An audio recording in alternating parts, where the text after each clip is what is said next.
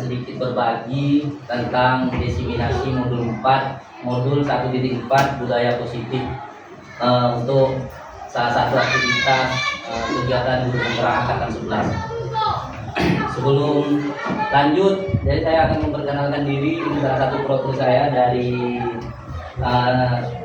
pendidikan saya sampai karir saya menjadi seorang guru. Jadi yang pertama S1 itu STKIP PGRI Pontianak, masuk 2008, lulus 2012. Kemudian menjadi guru di salah satu sekolah yayasan atau guru tidak tetap SD Eka Cipta Kayung dari 2015 sampai 2022. Kemudian mendapat kesempatan untuk pendidikan profesi guru atau sertifikasi itu di Universitas Mula Warman tahun 2020. Selanjutnya mendapat rezeki kembali lulus P3K angkatan 2 tahun 2021 dan terima SK-nya tahun 2022.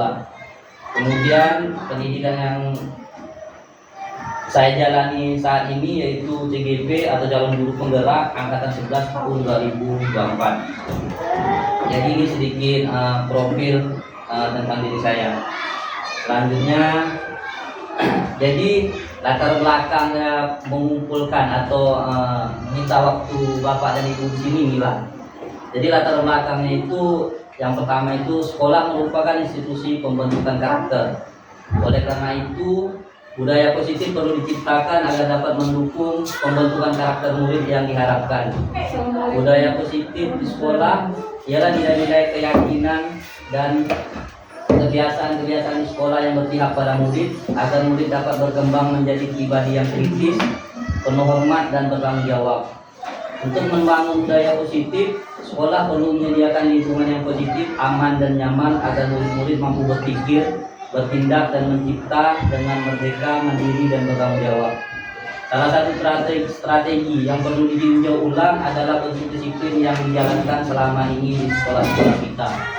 Jadi Bapak Ibu, dari latar belakang ini tujuan utamanya adalah untuk budaya disiplin di sekolah. Budaya disiplin itu kan banyak, bisa dari kehadiran, bisa dari berpakaian, bisa juga dari aktivitas pembelajaran. Jadi banyak aktivitas budaya positif, disiplin positif di sekolah yang bisa kita kembangkan untuk murid-murid kita. Karena pada intinya sekolah itu sekarang lebih berfokus pada murid, tidak lagi berfokus pada guru. Jadi kita itu lebih memenuhi kebutuhan murid, bukan memenuhi keinginan kita sebagai guru. Kemudian tujuan aksi nyata yang saya buat yang pertama menumbuhkan budaya positif di sekolah dengan meyakini nilai-nilai kebajikan universal serta meningkatkan pengetahuan dan pemahaman tentang budaya positif. Yang kedua, menciptakan murid yang merdeka dan disiplin diri yang kuat serta terbentuknya motivasi intrinsik pada murid dengan pembuatan keyakinan kelas. Nah, nanti kita akan membahas tentang budaya positif dan pembuatan keyakinan kelas. Kita lanjut. Kemudian ada tolak ukur. Tolak ukurnya adalah terlaksananya diseminasi konsep inti budaya positif di sekolah, terbentuknya keyakinan kelas melalui kegiatan kesepakatan kelas yang dilaksanakan bersama wali kelas atau guru dan murid. Yang terakhir, murid mampu menerapkan dan menjalankan keyakinan kelas yang sudah dibuat dan disepakati. Selanjutnya, nah ini dukungan. Nah inilah yang dukungan yang pertama pasti kita dari kepala sekolah, kemudian yang kedua rekan-rekan guru yaitu Bapak Ibu sekalian, kemudian wali kelas, dan yang keempat murid, yang terakhir sarana dan prasarana yang kita butuhkan. Nah, ini kita sudah masuk ke modul 4 atau budaya positif nih Bapak Ibu. Jadi di budaya positif ini ada 8 aspek. Yang pertama itu perubahan paradigma itu pendidikan atau perubahan paradigma pelajar. Kemudian yang kedua itu teori kontrol, yang ketiga disiplin positif, keempat keyakinan kelas. Kemudian yang kelima itu kebutuhan dasar manusia dan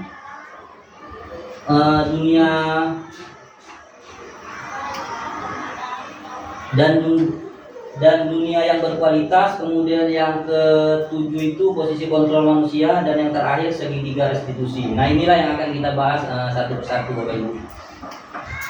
Nah, ini yang pertama, perubahan paradigma sesuai stimulus respon lawan sesuai teori kontrol. Ilusi guru mengontrol murid. Pada dasarnya kita tidak dapat memaksa murid untuk berbuat sesuatu jika murid tersebut memilih untuk tidak melakukannya. Kemudian, walaupun tampaknya kita sedang mengontrol perilaku murid tersebut, hal ini karena mana tersebut sedang mengizinkan dirinya dikontrol. Saat itu bentuk kontrol guru menjadi kebutuhan dasar yang dipilih murid tersebut. Teori kontrol menyatakan bahwa semua perilaku memiliki tujuan, bahkan terhadap perilaku yang tidak disukai. Nah, jadi kita sebagai guru itu masih sering lebih mengontrol murid daripada memfasilitasi murid. Jadi ibaratnya yang dilakukan murid itu sesuai keinginan kita, bukan keinginan mereka. Jadi mereka tetap melakukan apa keinginan kita, tapi mereka melakukannya tidak dari dirinya. Jadi ibaratnya bisa dikatakan terpaksa. Tuh.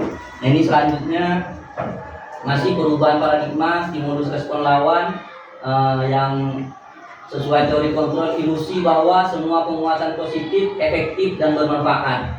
Nah, seperti ini Bapak Ibu, penguatan positif atau bujukan adalah bentuk-bentuk kontrol. Segala usaha untuk mempengaruhi murid agar mengulangi suatu perilaku tertentu adalah suatu usaha untuk mengontrol murid tersebut dalam jangka waktu tertentu. Kemungkinan murid tersebut akan menyadarinya dan mencoba untuk menolak bujukan kita, atau bisa murid tersebut menjadi tergantung pada pendapat sang guru untuk berusaha. Nah, pada saat ini kita pasti yakin sesuatu yang positif itu pasti akan bermanfaat. Tapi itu sebenarnya tidak seperti itu aslinya. Karena kadang ada paksaan, memang paksaan itu bersifatnya yang positif. Tapi nanti murid kita itu akan bertergantungan. Jadi kalau tidak ada instruksi dari kita, mereka tidak akan melaksanakan apa-apa, tidak akan membuat karya mereka atau apapun itu, kecuali ada instruksi dari kita guru. Makanya perintah yang efektif atau positif pun belum tentu manfaatnya itu jangkanya panjang, tapi secara jangka pendek memang dirasakan sama kita karena mereka akan melakukannya itu. Kemudian selanjutnya masih perubahan paradigma itu tentang teori kontrol, ilusi bahwa kritik dan membuat orang merasa bersalah dapat menguatkan karakter. Menggunakan kritik dan rasa bersalah untuk mengontrol murid menuju pada identitas gagal. Mereka belajar untuk merasa buruk tentang diri mereka. Mereka mengembangkan dialog diri yang negatif.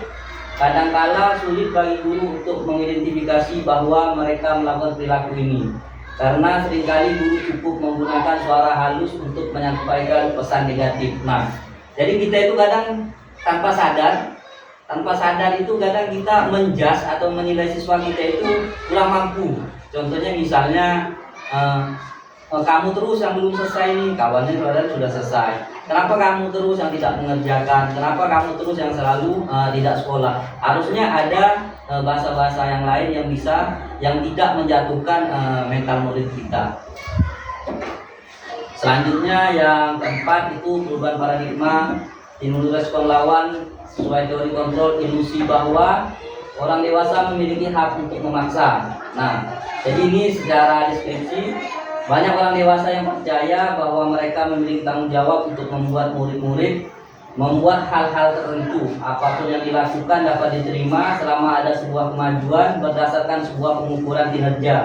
Pada saat itu pula orang dewasa akan menyadari bahwa perilaku mereka tidak akan efektif untuk jangka waktu panjang dan sebuah hubungan permusuhan akan terbentuk. Nah, jadi di sini Bapak Ibu, kita itu sebagai orang dewasa itu bisa memaksa murid kita, karena kita guru itu dikategorikan pasti orang dewasa. Jadi apapun yang kita paksakan ke murid kita pasti akan dilakukan sama mereka. Tapi pasti yang dilakukan itu terpaksa buat mereka. Tapi bagi kita itu adalah salah satu cara untuk mereka bisa melakukan hal itu. Makanya kita sedikit memaksa. Jadi seperti itu tidak diperbolehkan dalam menangani anak-anak. Nah, sampai di sini Bapak Ibu, ini tentang perubahan paradigma teori kontrol tentang penanganan siswa. Ada yang mau ditanyakan atau ada sedikit tanggapan, boleh. Jadi gimana Pak kalau misalnya karena anak-anak selama ini kan kalau mengikuti kemauan mereka kan tentunya lalu kegiatan belajar mengajar tidak efektif. Betul. Jadi seharusnya gimana? Nah, nanti kita di materi ini, selanjutnya nanti ada yang namanya keyakinan kelas. Nah, di keyakinan kelas itulah nanti kita membuat suatu keyakinan di dalam kelas yang ingin dicapai bersama. Jadi kita itu harus tahu dulu, kayak kita mengidentifikasi dulu. Misalnya si A ini maunya seperti apa sih belajarnya, si B maunya seperti apa, si C seperti apa. Kemudian nanti kita tulis kesepakatan yang dibuat mereka itu banyak sih caranya. Misalnya kita kasihkan mereka kertas, kemudian suruh tulis. Misalnya si A ini maunya belajar seperti apa, kemudian keadaan kelasnya mau seperti apa, kemudian baru kita tulis, kita susun 1 sampai seterusnya sesuai jumlah siswa.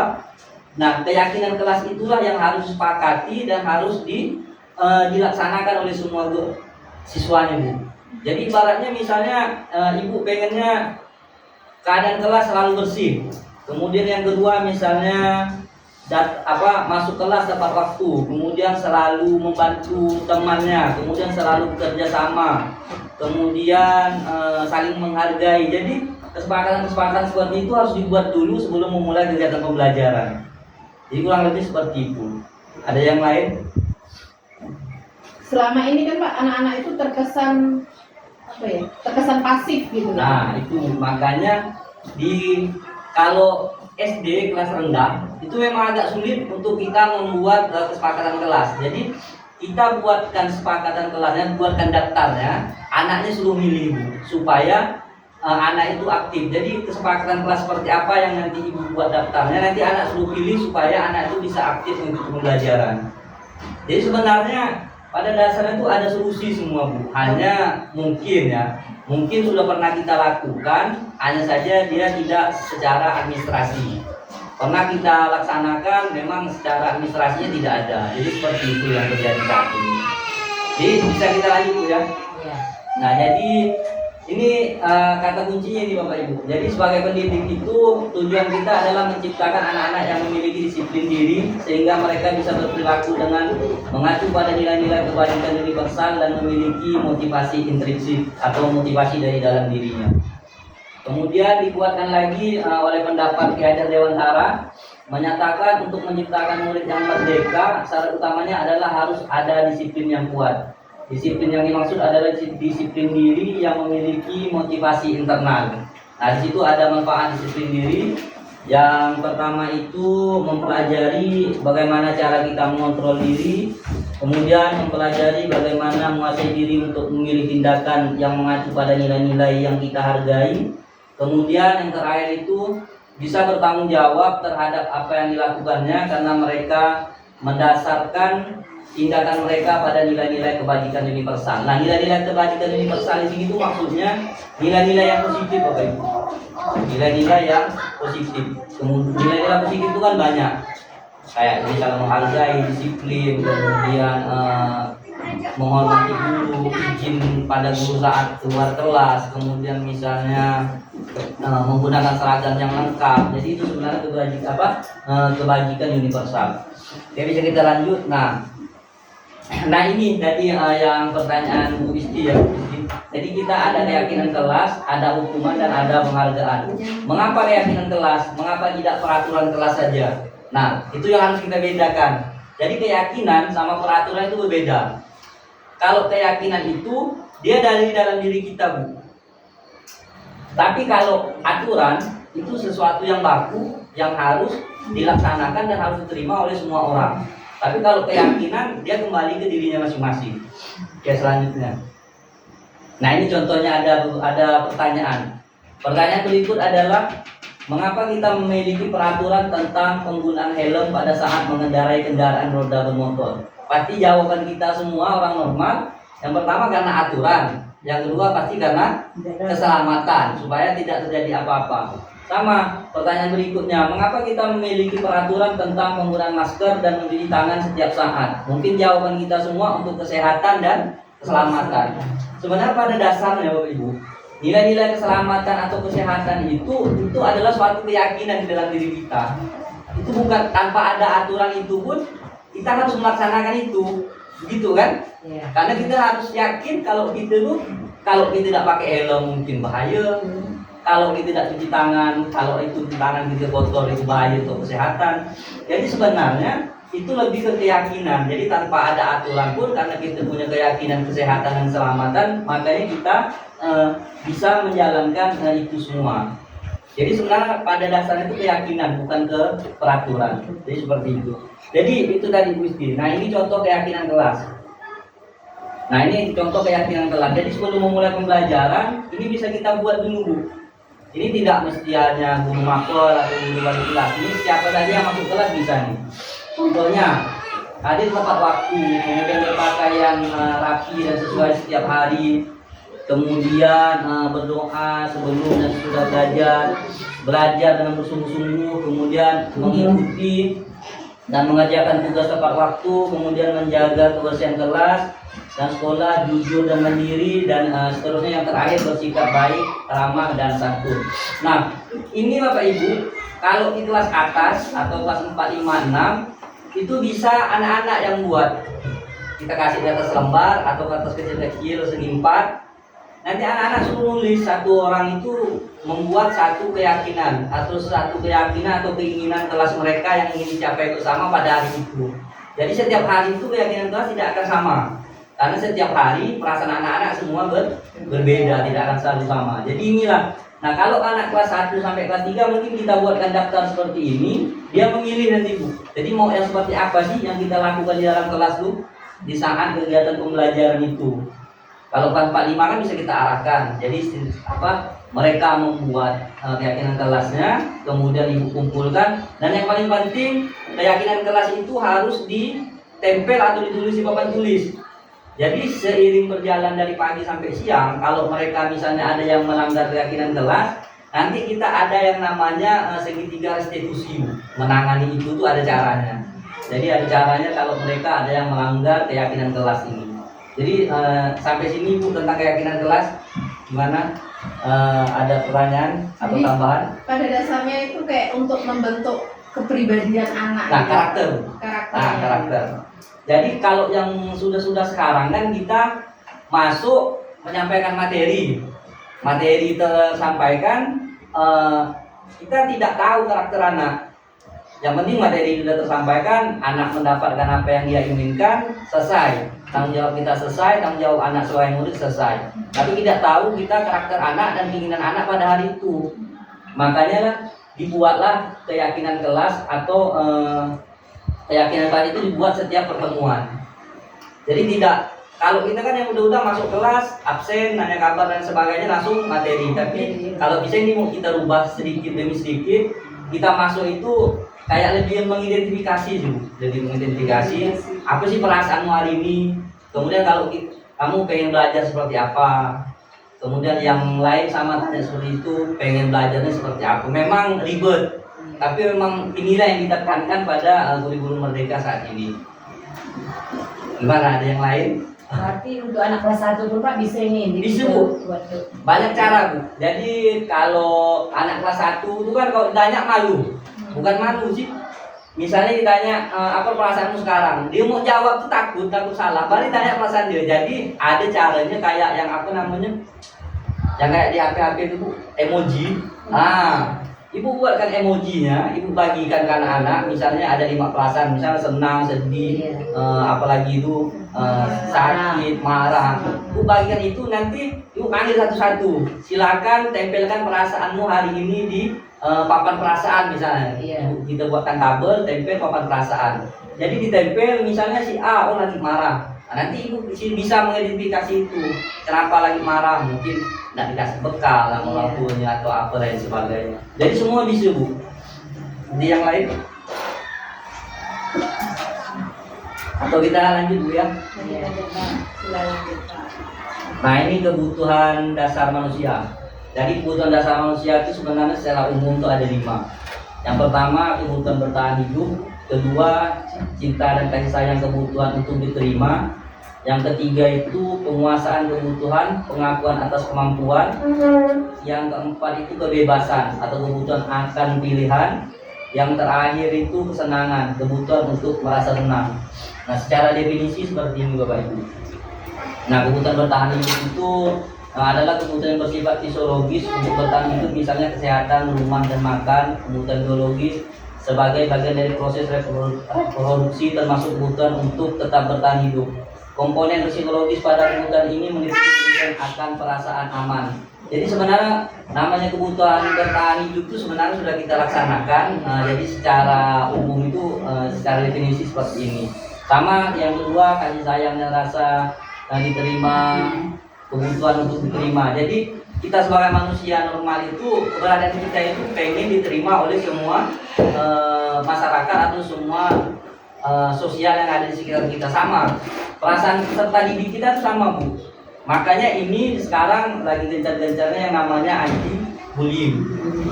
Nah, karena mereka harus merasa diterima di semua kalangan, terutama di kelasnya, diterima kawan-kawannya yang paling penting, dan diterima oleh gurunya.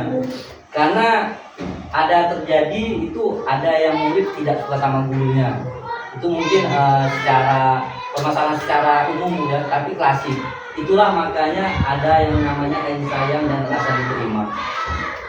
Kemudian tentang penguasaan, sama kayak kita kalau memiliki sesuatu itu pasti pengennya itu ya milik kita, tidak bisa dibagi. Tapi di sekolah itu tidak seperti itu. Jadi kalau misalnya si A mampu perkalian, si B tidak mampu perkalian, jadi si A ini harus berbagi sama si B. Jadi harus seperti itu. Itu. Kemudian yang keempat itu kebebasan, sama. Semua orang harus menuntut kebebasan. Kalau ada aturan pasti mereka nggak mau. Nah, gimana kita mengatasi kebebasan itu untuk anak-anak? Nah, dengan kesepakatan kelas itu ya. Kalau kita terapkan ini loh aturan sekolah, ini aturan kelas, dan itu berlaku selama-lamanya. Tapi kalau keyakinan kelas itu berlaku di saat itu, di hari itu. Jadi misalnya besok keyakinan kelas baru lagi, besoknya keyakinan kelas baru lagi. Jadi seterusnya seperti itu. Kemudian yang terakhir ini kesenangan. Sama semua orang pasti membutuhkan kesenangan dan ingin merasa senang. Sama mereka kalau sudah merasa senang, saya yakin pasti di dalam mengikuti kegiatan pembelajaran juga akan semangat, juga akan aktif. Tinggal bagaimana kita membuat sistem-sistem di dalam kelasnya. Nah, sampai sini Bapak Ibu, ada yang mau tanggapi atau ada pertanyaan? Atau kita bisa lanjut? Oke, kita lanjut. Nah, ini ya salah satu materinya 3 motivasi perilaku manusia. Diana Gosen dalam bukunya Restructuring School Discipline menyatakan ada 3 alasan motivasi perilaku manusia. Yang pertama itu untuk menghindari ketidaknyamanan atau hukuman. Yang kedua untuk mendapatkan imbalan atau penghargaan dari orang lain. Yang ketiga untuk menjadi orang yang mereka inginkan dan menghargai diri sendiri dengan nilai-nilai yang mereka percaya. Nah, ini yang pertama, untuk menghindari ketidaknyamanan atau hukuman. Ini adalah tingkat terendah dari motivasi perilaku manusia. Biasanya orang yang motivasi perilakunya untuk menghindari hukuman atau ketidaknyamanan akan bertanya, apa yang akan terjadi apabila saya tidak melakukannya? Sebenarnya mereka sedang menghindari permasalahan yang mungkin muncul dan berpengaruh pada mereka secara fisik, psikologis maupun tidak terpenuhinya kebutuhan mereka bila mereka tidak melakukan tindakan tersebut. Jadi ini sebenarnya dia ini apa ya Bu ya? Lebih menghindari daripada misalnya melakukan dia salah diperbaiki. Itu tidak seperti itu kalau yang ini. Jadi dia ini lebih mending cari aman. Karena dia tidak tahu, udah diam aja. Sudah pasti tidak akan salah dan tidak akan benar. Tapi harusnya dia tetap melakukan walaupun salah, karena nanti dari kesalahan itu akan diperbaiki, makanya dia mendapatkanlah kebenaran itu. Jadi seperti itu. Nah, yang selanjutnya, yang kedua, untuk mendapatkan imbalan atau penghargaan dari orang lain. Satu tingkat di atas motivasi yang pertama. Di sini orang berperilaku untuk mendapatkan imbalan atau penghargaan dari orang lain. orang yang motivasi ini akan bertanya apa yang akan saya dapatkan apabila saya melakukannya. Kemudian mereka melakukan sebuah tindakan untuk mendapatkan pujian dari orang lain yang menurut mereka penting dan mereka letakkan dalam dunia berkualitas mereka. Mereka juga melakukan sesuatu untuk mendapatkan hadiah, pengakuan atau imbalan. Nah, ini pasti sering. Mungkin Bapak Ibu pernah melakukan ini. Jadi misalnya siapa yang bisa menjawab ini, Ibu kasih permen. Siapa yang bisa menjawab ini nanti Ibu kasih hadiah. Sebenarnya ini salah satu cara kita sedikit menjatuhkan mental mereka. Karena di akhirnya nanti Bu, yang kita selalu kasih hadiah itu dia akan selalu menjawab sesuatu yang salah.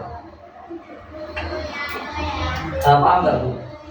Nah, jadi dia awalnya dia menjawab sesuatu yang benar karena dia saya menjawab yang benar ini pasti dapat hadiah. Karena yang lain tidak berani kan menjawab karena fokusnya dia hadiah atau penghargaan atau pengakuan. Jadi yang lain yang tidak tahu ini dia cukup diam saja Bu. Jadi pada akhirnya yang selalu mendapat penghargaan atau hadiah ini dia menjawab walaupun salah karena dia punya keberanian itu aja, punya keberanian dan dia berfokus sama hadiah. Padahal jawabnya itu salah. Sedangkan yang lain tidak berfokus sama hadiah dan tidak tahu atau tidak memiliki pengetahuan tentang itu. Jadi sebenarnya ini itu menjatuhkan mental peserta didik itu juga kalau seperti ini.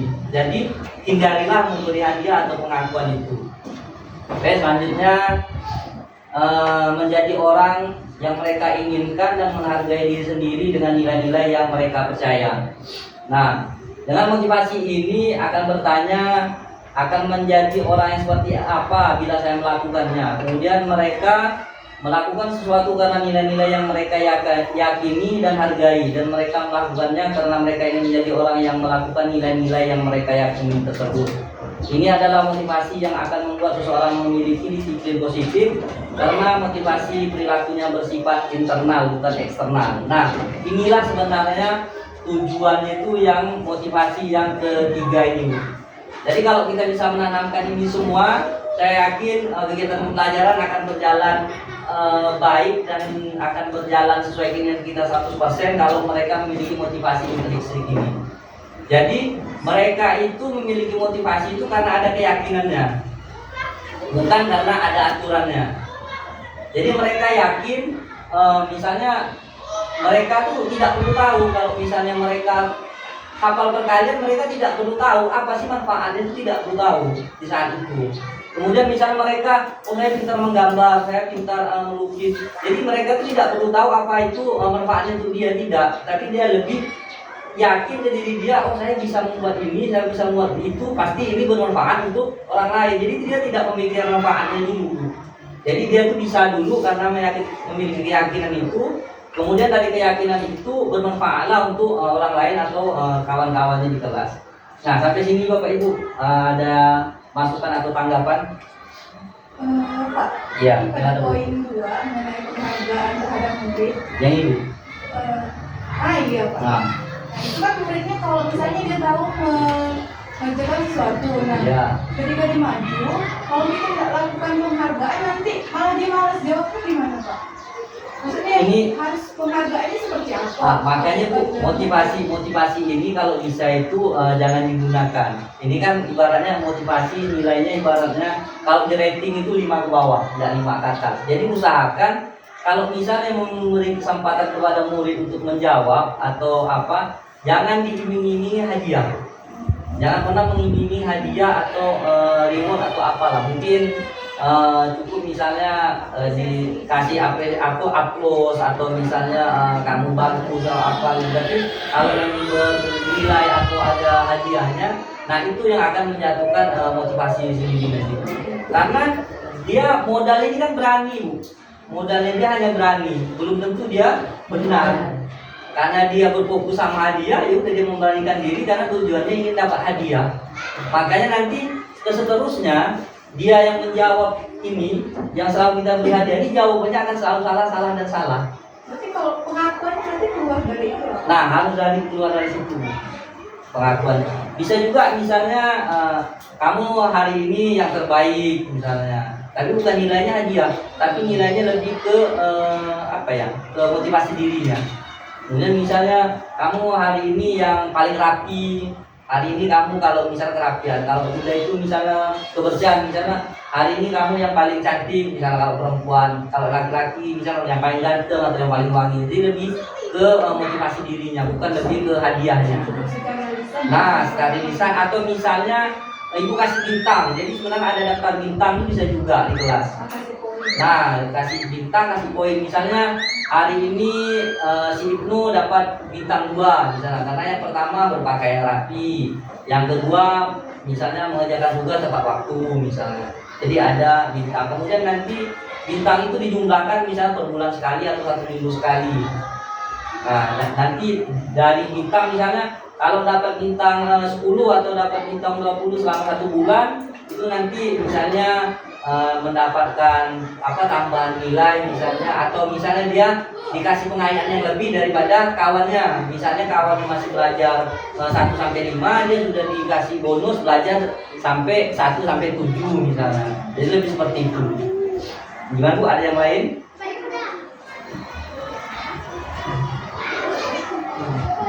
Oke, lanjut. Ini masih lumayan nih slide ini. Masih ada cuma lebih 14. Ini udah, nah ini posisi 5 posisi kontrol.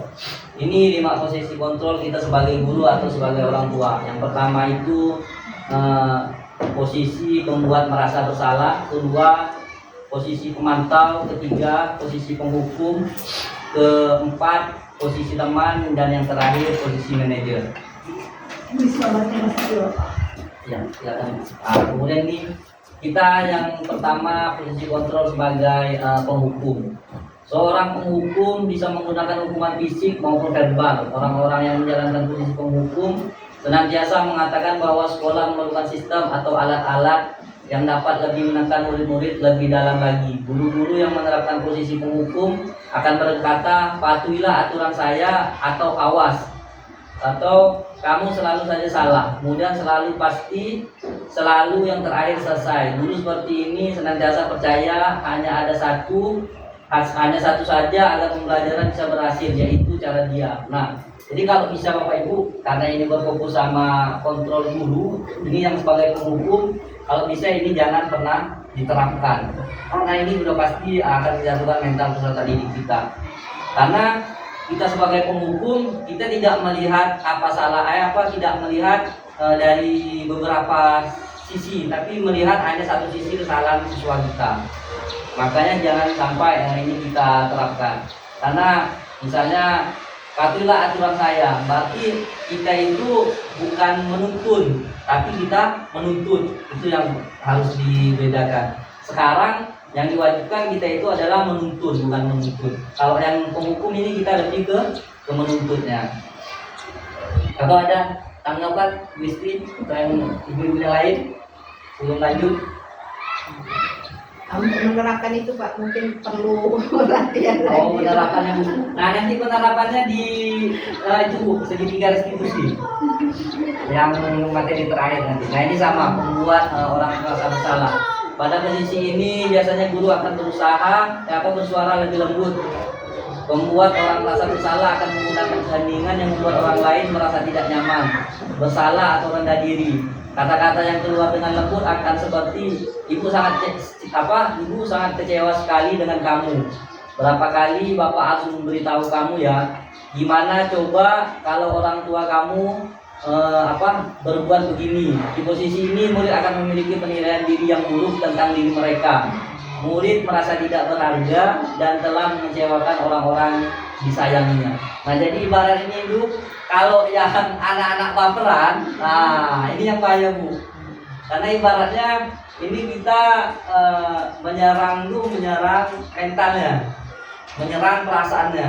Memang kita tidak yang sistem bentak, tidak yang sistem teriak atau apa, tapi ini langsung menyerang perasaannya Bu. Nah, jadi yang seperti ini sebagai pembuat orang merasa bersalah ini bisa sih, tapi kata-katanya mungkin dirubah. Maksudnya kata-katanya itu yang lebih yang tidak menyerang perasaannya itu bisa digunakan. Tapi kalau bisa ini yang agak dihindari. Nanti yang disarankan itu posisi kontrol sebagai guru itu yang sebagai manajer sih sebenarnya. Ya kita lanjut dulunya. Nah, sebagai teman. Nah, ini sebagai teman guru pada posisi ini tidak akan meyakini murid, namun akan tetap berupaya mengontrol murid melalui persuasi posisi teman pada guru, bisa negatif ataupun positif. Nah, dan seterusnya sampai ke bawah itu bisa kita baca sama-sama. Nah, ini kalau kita posisi kontrol kita sebagai teman, nanti yang sering terjadi itu malah kayak kesannya melonjak. Nah, nanti melonjak. Kalau SD mungkin tidak, Bu. Tapi kalau kayak SMP, SMA, kalau dia posisi kontrolnya sebagai teman di sekolah, itu udah pasti dia akan melonjak. Mungkin kita juga tidak akan dihargainya dan di bawah kita akan jatuh di depan mereka. Jadi ibaratnya posisi ini hanya sebagai gambaran yang akan terjadi itu seperti itu. Jadi ibaratnya murid itu bisa menerka-nerka, oh bapak ini, oh ibu ini enak, orangnya santai aja gitu. Terlambat dikit tidak masalah. Jadi itu yang harus kita hindari. Selanjutnya yang posisi kontrol yang keempat itu, nah secara posisi kontrol monitor dan sebagai pemantau. Memonitor berarti mengawasi. Pada saat kita mengawasi, kita bertanggung jawab atas perilaku orang-orang yang kita awasi. Posisi pemantau berdasarkan pada peraturan-peraturan dan konsekuensi. Dengan menggunakan sanksi atau konsekuensi, kita dapat memisahkan hubungan pribadi kita dengan murid sebagai seseorang yang menjalankan posisi pemantau.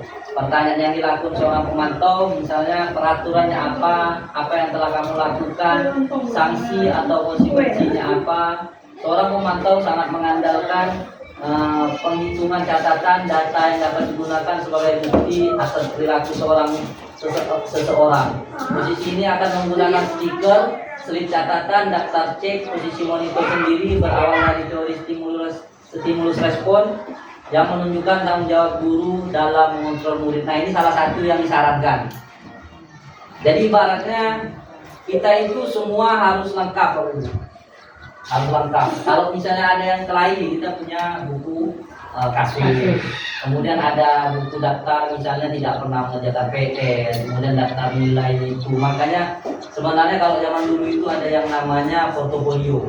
Jadi portofolio anak-anak itu disimpan, ditinggalkan di sekolah. Jadi satu semester nanti dicek portofolionya, nilainya meningkat atau tidak. Jadi seperti itu. Kemudian namanya kita pemantau. Jadi apapun yang dikerjakan itu selalu kita pantau, kita sesuaikan dengan aturan. Ini di sini ini lebih ke aturan bukan keyakinan.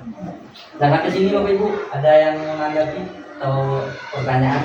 Yang tadi Pak yang kedua. Kedua. Berarti itu nggak boleh Pak dia marah-marah atau bentak-bentak ya. Nah, sebenarnya bukan tidak boleh sih, Bu. Memang sebenarnya untuk saat ini itu kita dituntut lebih memfasilitasi muridnya, Bu. Bukan murid mengikuti keinginan kita. Jadi pada dasarnya memang kalau zaman dulu terutama guru-guru kita tuh mungkin bentukannya dari yang bentak-bentak, penghukuman dan lain sebagainya. Tapi kalau saat ini kita tidak bisa, Bu. Hanya kita bisanya itu kayak lebih memotivasi sih, Bu. Motivasi. Memang kadang kita kasih motivasi, tapi sebenarnya dalam hati itu kadang geram. Tapi yang seperti itu mungkin sedikit-sedikit bisa dihilangkan. Tapi kadang itu Nah, betul. Karena kadang Bu ada faktor-faktor dari luar yang kadang membuat kita tiba-tiba emosi. Itu manusiawi sih, Bu. Tapi ini kan secara teorinya itu seperti ini ya. Kalau bisa perlahan kita harus menghindari itu semua, pelan-pelan lah. Kalau sekaligus tidak mungkin. Oke, bisa lanjut, Bu? Iya. Nah, ini yang terakhir sebagai manajer. Adalah posisi mentor di mana guru berbuat sesuatu bersama dengan murid, mempersilahkan murid mempertanggungjawabkan perilakunya, mendukung murid agar dapat menemukan solusi atas permasalahannya sendiri. Seorang manajer telah memiliki keterampilan di posisi teman maupun pemantau, dan dengan demikian bisa jadi di waktu-waktu tertentu kembali pada kedua posisi tersebut bila diperlukan. Nah, ini Bapak Ibu. Sebenarnya kita harus lebih fokus sebagai manajer. Artinya kita itu sebagai coaching sebenarnya. Jadi kita menanyakan sama siswa itu apa masalahnya, tapi yang mengasih solusi itu bukan kita.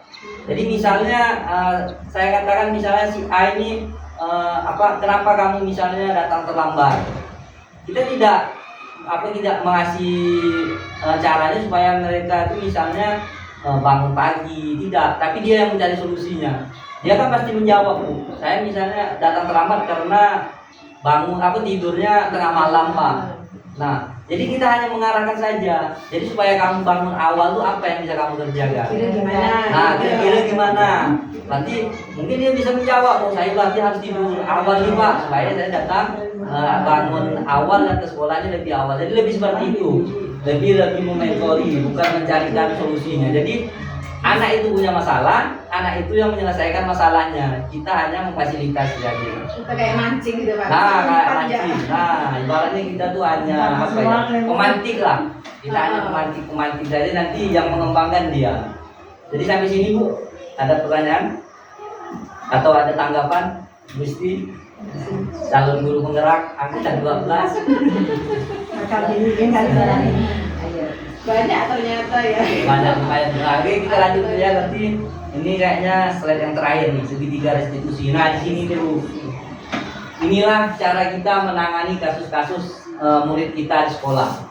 Jadi ada istilahnya itu segitiga restitusi. Yang pertama itu kita harus validasi tindakan yang salah. Yang kedua, menanyakan keyakinan. Kemudian yang ketiga, menstabilkan identitas. Nah, selanjutnya, ini menstabilkan identitas. Jadi kalau ada yang berkasus itu tidak kita langsung vonis Bu ya. Jadi seperti inilah. Jadi kita tuh kasih motivasi dulu. Jadi misalnya berbuat salah itu tidak apa-apa. Setiap orang pernah melakukan kesalahan. Jadi tidak langsung kita kamu ini salah. Jadi tidak seperti itu lagi. Jadi kita tuh kasih motivasi dulu. Kemudian setelah kita kasih motivasi, kita lihat. Misalnya kita jelaskan juga, misalnya saya sebagai ibu atau pak guru juga pernah melakukan kesalahan, tapi kesalahan itulah yang harus kita perbaiki. Jadi kita tidak langsung menjudge anak itu salah. Jadi seperti itulah. Kemudian selanjutnya ini validasi tindakan yang salah. Harusnya ini dulu, menanyakan keyakinan dulu.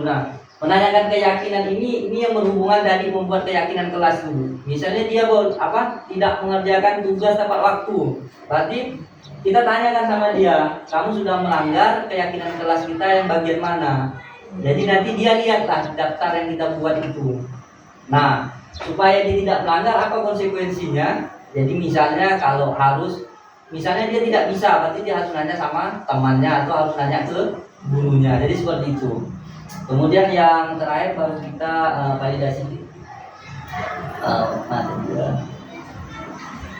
Ini validasi tindakan yang salah. Nah, ini contoh kata-katanya, padahal kamu bisa melakukan yang lebih buruk dari itu. Harusnya dia itu bisa melakukan hal yang lebih buruk dari yang kasus itu, yang baru yang terjadi itu. Tapi kita kasih motivasi juga, kamu pasti punya alasan mengapa melakukan itu. Kemudian apa manfaatnya untuk kamu? Nanti kan dia bisa jawab terus. Kemudian sampailah ke kalimat misalnya kamu boleh mempertahankan sikap itu, tapi kamu harus menambah sikap yang baru. Cepat diterapkan. Cuma kadang-kadang untuk buat keyakinan kelas itu memang tentunya nggak mudah gitu Pak. Soalnya kan masih pemula. Ya. Kemudian seumpama sudah kita terapkan pun mungkin dari mereka pun kalau tidak ada dukungan dari rumah tentunya juga akan berbeda suasananya itu pasti. Jadi mungkin juga harus ada peran serta orang tua juga gitu. Mungkin itu sih. Nah, jadi sebenarnya itulah permasalahan yang kawan-kawan saya pun hadapi di luar itu sama. Jadi sebenarnya kita itu tidak terlepas dari komite dan orang tua. Makanya sosialisasi dan komunikasi itu sebenarnya harus terus berjalan. Kalau contohnya kalau kelas 1 atau sampai kelas 6 itu yang sudah pernah diterapkan di luar itu panggil orang tua itu tidak perlu bersamaan. Jadi misalnya mau kelas 1 dulu dipanggil hari Senin misalnya, kemudian kelas 2-nya misalnya Senin juga tapi minggu depan. Jadi seperti itu Bu, cara kita komunikasi sama orang tua selain di grup WA. Karena kalau di grup WA itu biasanya hanya dibaca, kemudian mereka tidak mau memahami apa bacaannya. Tapi kalau kita diskusi langsung itu lebih enak. Jadi mungkin sarannya itu seperti itu. Untuk supaya kita mendapat dukungan dari orang tua juga dengan beberapa perubahan-perubahan sistem pendidikan ini, ya seperti itu. Jadi undanglah orang tuanya, kemudian sosialisasi kepada orang tuanya tentang paradigma pendidikan yang baru. Jadi seperti itu. Silakan ibu-ibu wali kelas. Ada yang lain? Yang wali kelas? Wali kelas.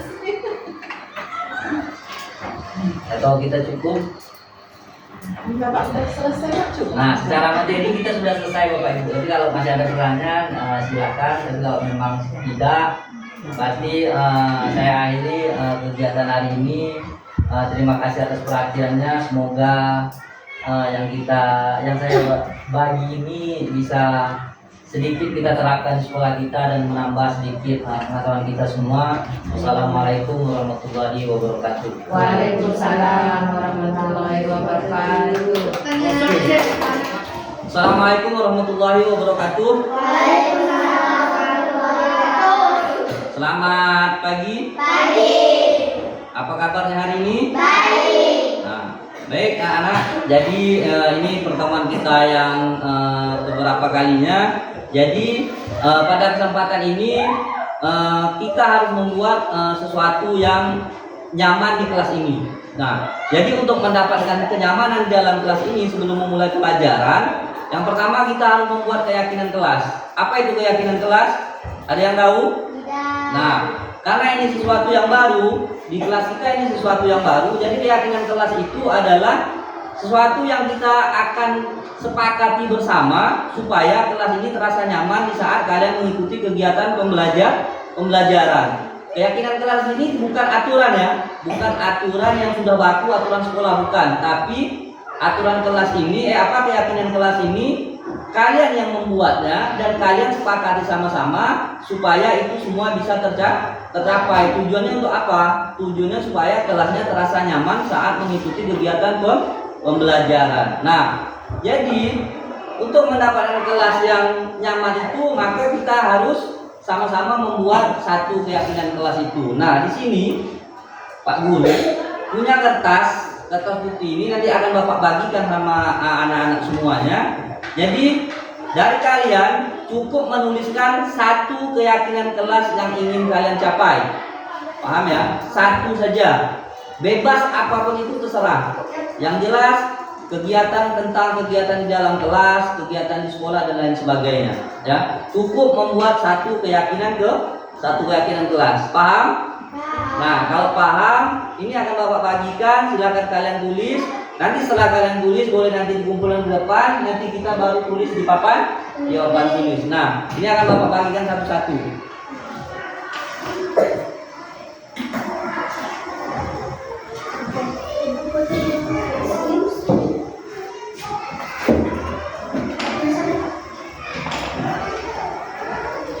Nah, oke. Kalau sudah, sekarang silakan tulis keyakinan kelas yang ingin kalian capai. Ayo silakan ditulis.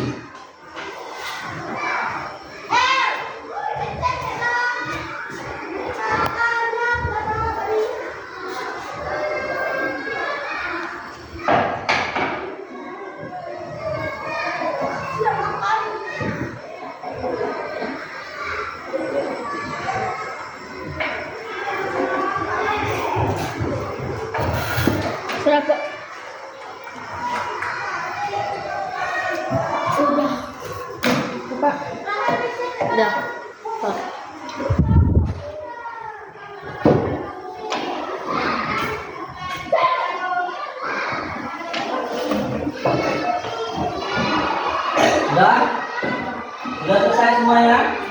Nah, sekarang silakan dikumpulkan ke depan satu-satu maju, satu-satu gantian. Ayo, dari yang paling depan. Oke, satu. Ayo kumpulkan. Ya, terus gantian dikumpulkan.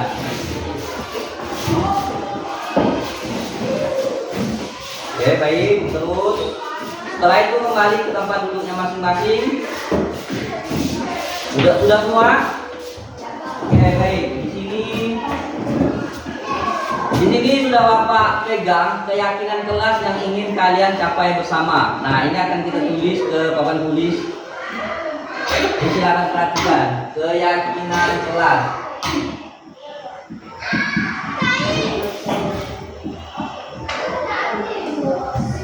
Kelas 4 ya. Nah, di sini ada berapa orang?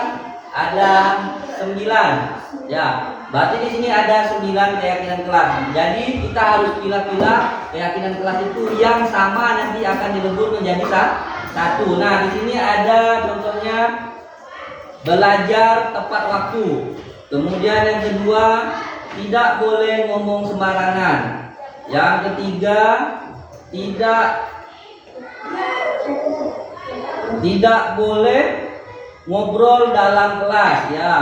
Tidak boleh, ada 2 ini, tidak boleh mengobrol di dalam kelas. Kemudian menghargai teman.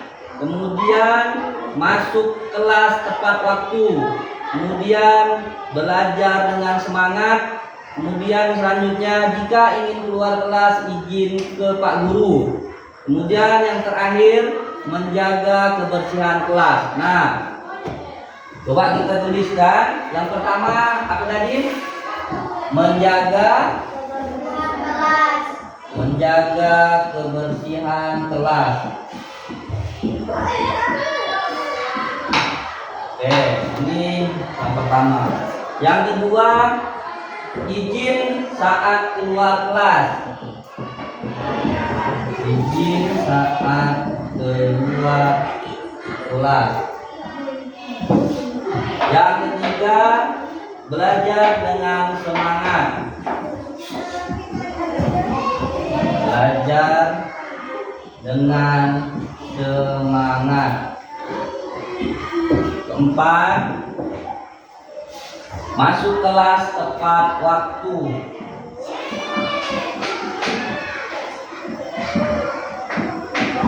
Masuk kelas tepat waktu. Kemudian yang kelima, menghargai teman. Menghargai teman. Yang keenam, tidak boleh ngobrol di kelas. Tidak boleh ngobrol di kelas.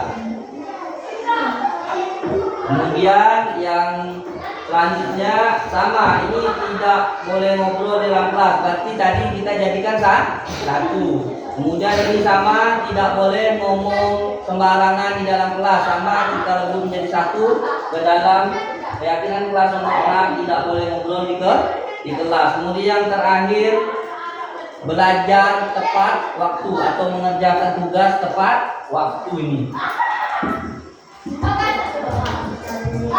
Mengerjakan tugas tepat waktu. Nah, jadi ini adalah keyakinan kelas yang ingin kalian capai bersama. Untuk apa? Supaya kelasnya terasa nyaman di saat mengikuti kegiatan pembelajaran. Nah, sekarang coba kita baca ini keyakinan kelas 4 secara sama-sama. Ayo kita baca keyakinan kelas 4. 1, 2, izin saat keluar kelas. 4, 4, masuk kelas tepat waktu. 5, Menghargai teman. 6, Tidak boleh ngobrol sembarangan. 7. Mengerjakan tugas tepat waktu. Nah, jadi pada hari ini ada 7 kesepakatan kelas yang akan kita capai. Kenalkan, nama saya Sila. Setelah ada keyakinan kelas, saya lebih aktif mengikuti pelajaran kelas. Perkenalkan, nama saya Alif. Setelah ada keyakinan kelas, saya bersungguh-sungguh untuk mengikuti pelajaran. Perkenalkan, nama saya Erin. Setelah ada keyakinan kelas, saya lebih bersemangat untuk menjaga kebersihan kelas. pelajaran. Setelah ada keyakinan kelas, saya lebih menghargai sesama teman. Waalaikumsalam warahmatullahi wabarakatuh. Nah, Gio, Bapak dengar kemarin di saat dulu rapat kamu bolos jam pelajaran. Iya Pak.